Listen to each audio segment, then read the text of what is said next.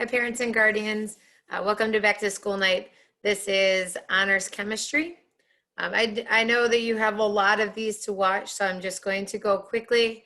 But just a couple of things about this Honors Chemistry course. So I know one question that I always end up covering in Back to School Night is first, who is teaching your students? So who am I? My name is Jessica Wiesler.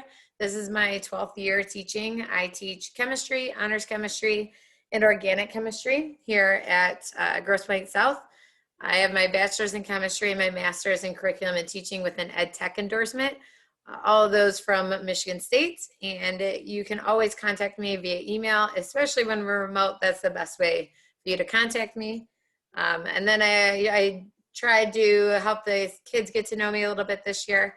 By sharing a little bit about myself.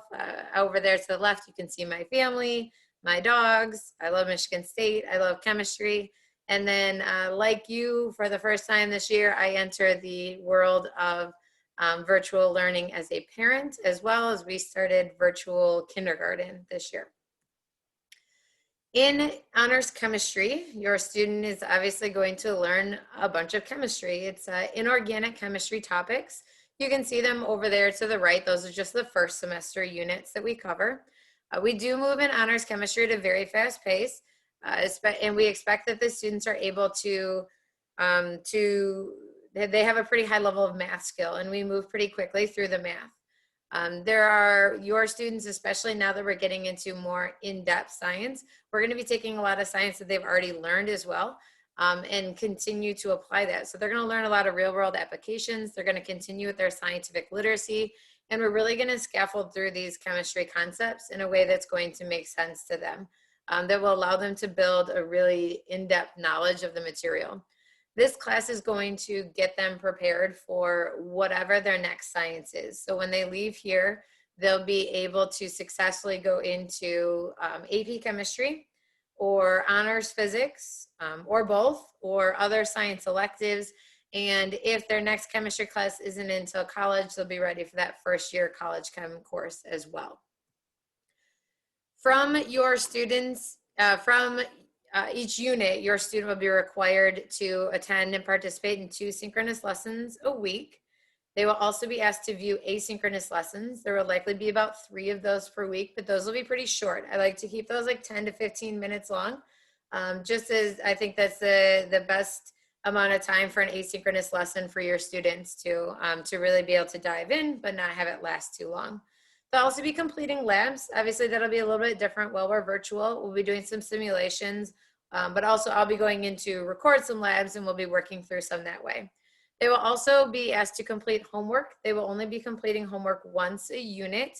Occasionally, if it's a really long unit, I might collect it 2 times, but it's their job to manage when they do that. I'll give them suggestions. Like if I were you, I'd be through number 10 in your homework by Monday or something like that. But they really have to decide how they're going to work through it and when they're going to work through it.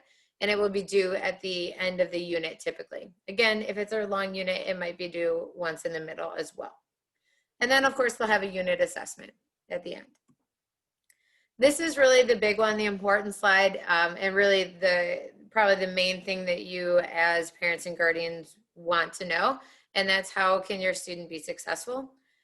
In this course, your student really should be familiar and accessing Schoology a lot. Over here on the right, you can see the buttons. This is how the students can really access the course.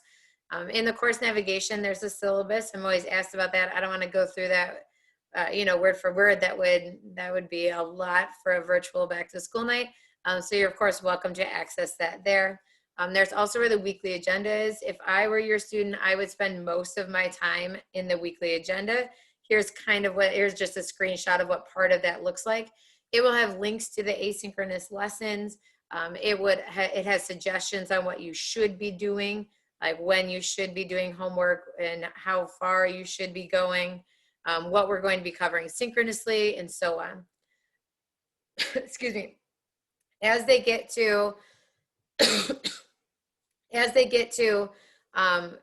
closer to an assessment, if they need to review any material, the best thing to do is go back through the synchronous and asynchronous lesson recordings. They can find those in Schoology. This is what that will look like. It's all down there. They'll also have access to their homework keys. I grade homework on completion. I believe that homework is where students should be making mistakes, and they should be able to see that. I will always post keys to the homework before it's due. They should be going through it and checking their answers, and that will really help them pin down what they know and what they don't know and what they need extra help on. So they definitely should utilize homework keys as a resource.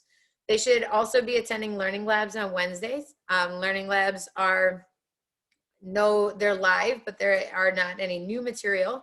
So it's going to be a lot of great review for them. And then finally, I highlighted it and put it in all caps. Please, please, if your student is struggling at all, encourage them, or even if they have any questions, encourage them to attend those student support hours. That's when we are available to help and answer questions, even if they're on with us for maybe 2 minutes, or they could be on with us for longer. So please encourage them to attend the student support hours if they have any questions. When I'm working one-on-one with a student, we can cover so much material when I'm working just with the misconceptions of one student, as opposed to a class of 30 students or so. And I believe that's it. So I am really looking forward to getting to know your student better and teaching them a lot of chemistry. Please reach out if you have any questions.